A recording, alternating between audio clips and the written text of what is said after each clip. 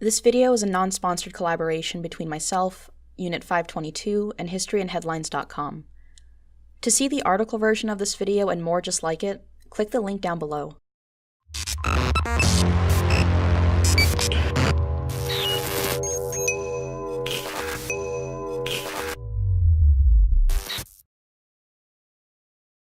On June 5, 1981, the CDC's Morbidity and Mortality Weekly Report reported on 5 cases of a rare form of pneumonia, a form only seen in people with compromised immune systems. These were the first documented cases of AIDS. Many diseases, accidents, and even intentional acts of other people result in horrible deaths. Here we list 10 of those horrible ways to die.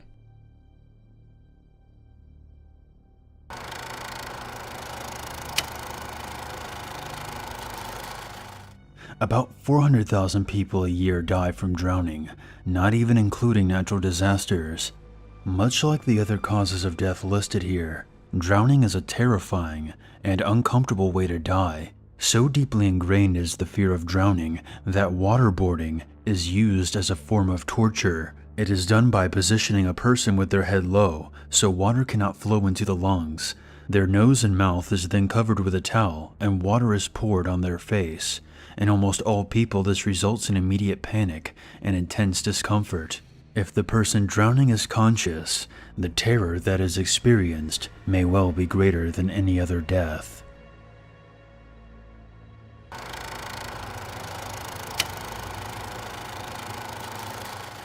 Although it is possible to die from the bite of a non-poisonous snake due to infection, we mean the bite of a poisonous snake. As many as 125,000 people a year die from snake bites, and those that die do not die happy.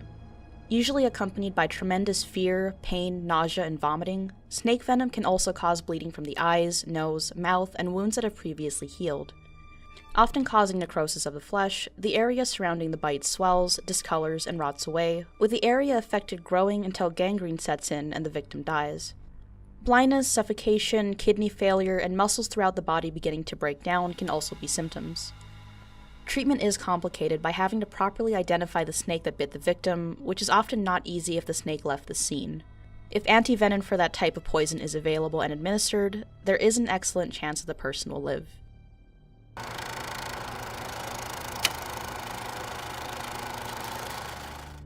More correctly known as necrotizing fasciitis, this horrifying problem can be caused by a variety of bacteria, such as staph or strep, usually a combination of microbes. Often contracted while in a hospital for surgery or treatment of an injury, people with weakened immune systems are the most at risk, such as diabetics, cancer victims, etc. Mortality rates among untreated people can be as high as 73%. As the flesh of the victim rots away, it creates horrible disfigurements, often resulting in exposed, infected tissue. The symptoms are most unpleasant, including fever, pain, vomiting, diarrhea, and general miserable illness.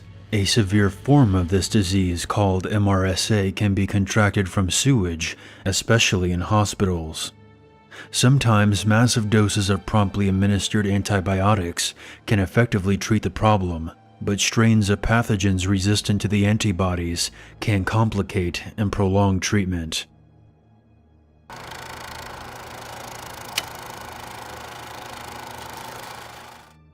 About 90% fatal, this disease was not discovered until 1976, and it kills just under 1,000 people per year. Those unfortunates die a horrible death, experiencing severe headache, fever, nausea, vomiting, diarrhea, and uncontrolled bleeding.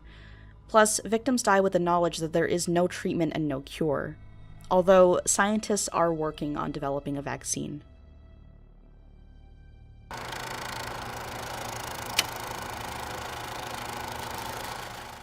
Not to be confused with the album by Radiohead, this painful condition is also known as decompression sickness or casein disease.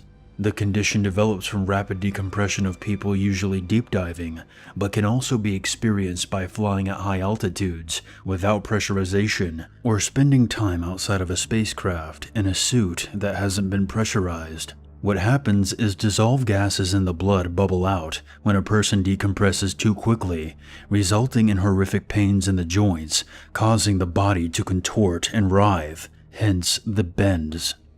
This often results in paralysis or death.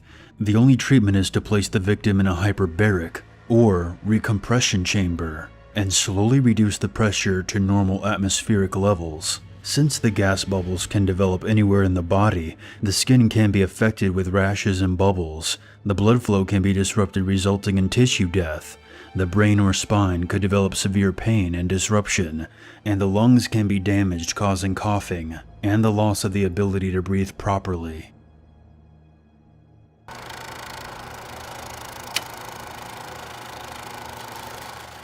Sometimes used as a form of execution, sometimes used by nature to feed its predators. Undoubtedly, over the millennia, millions of people have been devoured by lions, tigers, bears, sharks, wolves, crocodiles, alligators, piranhas, and a host of other hungry critters. The horror of watching, feeling, and hearing animals crunch through your bones while they gobble your flesh must be terrible indeed. Being part of the food chain is not so good unless you're at the absolute top, especially when the eaters do not take time to humanely kill you first.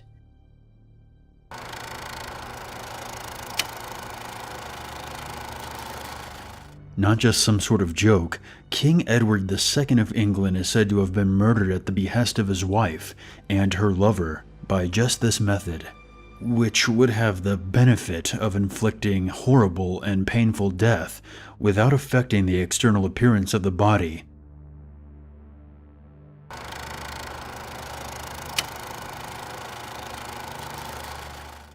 Probably not the sort of thing that happens accidentally, this was a method of execution reportedly used by Romans and Spaniards among others.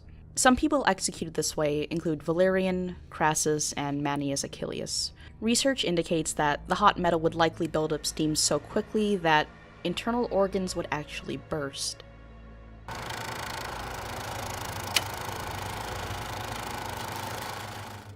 This little gem, also known as Naegleria fowleri, lives in warm fresh water, usually well above 80 degrees Fahrenheit, and thankfully killing humans is fairly unusual. Humans that do get the parasite by getting water up the nose die at a rate of 95%. In the United States, this means the Deep South, although in 2010, a 7-year-old girl in Minnesota contracted the parasite and died. This startling development means the parasite is moving much farther north than previously reported, by over 500 miles, perhaps due to global warming. About 121 Americans have died from this horrible little monster since 1937, including 2 people in Louisiana that got it from local tap water, introduced up their noses by use of a neti pot. Symptoms include change in taste and smell, nausea, headaches, confusion, fever, vomiting, hallucinations, among others. Death occurs within a week or 2.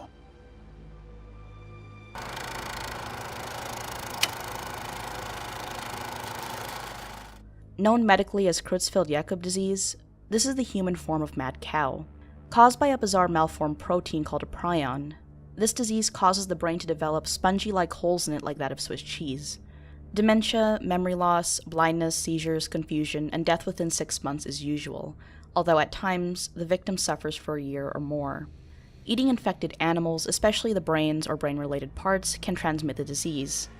Terrifyingly, the disease can also be contracted through genetic mutation or by surgical-type introduction of contaminated tissue, such as blood transfusion, corneal implant, or taking human growth hormone harvested from infected victims. It is an unimaginably horrible way to die and devastating for families to witness. There is no treatment and no cure. So that's it for today's list.